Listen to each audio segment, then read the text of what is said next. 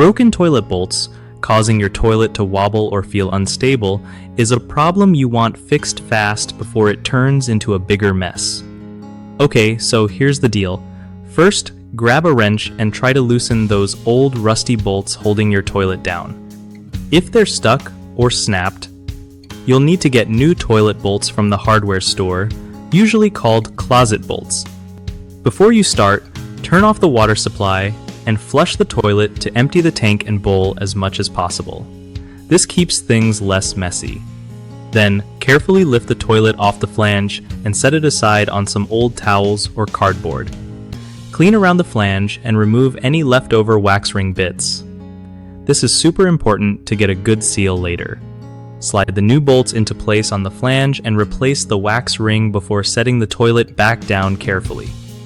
Tighten the bolts evenly, but don't go crazy or you'll risk cracking the porcelain. Finally, reconnect the water, turn it back on, and check for any leaks or wobbling. If it still moves, double check those bolts are tight and the wax ring is sealing properly.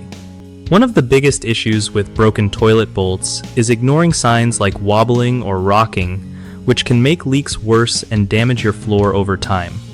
Fix this by addressing bolt problems as soon as possible.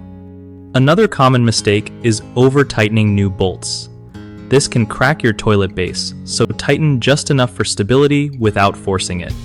Lastly, skipping the wax ring replacement when reinstalling the toilet causes bad smells and leaks. Always replace that wax ring whenever you remove your toilet to keep everything sealed tight. BigHomeProjects.com is a great spot for homeowners who want to find trustworthy local contractors without all the headache.